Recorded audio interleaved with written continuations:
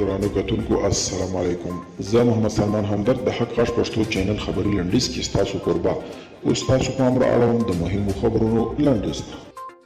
څارنوالي وایي د افغانستان سفارت د دیوال پروژه کې 990,000 ډالر اختلاس شوی دی. څارنوالي د ولسمشر سلاکار محمد همایون قیومي واشنگټن کې افغان سفیر رویا رحماني او ولسمشر مخکنی سلاکار شاه محمد څرګند امریکا کې د افغانستان سفارت د دیوال په پروژه کې پر څه باندې 990,000 امریکایي ډالر اختلاس تورن کړی دي.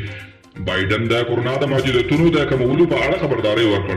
امریکا د متحده ایالاتو ولسمشر او یو لټبر روغتیايي چارواکو په بیړه د محدودیتونو د کمولو په اړه خبرداري ورکړ. که څه هم په امریکا کې واکسین کمپاین ګړندی شوی خو د کورونا وایروس نوې څپې اندېښنې ولاړې کړي دي.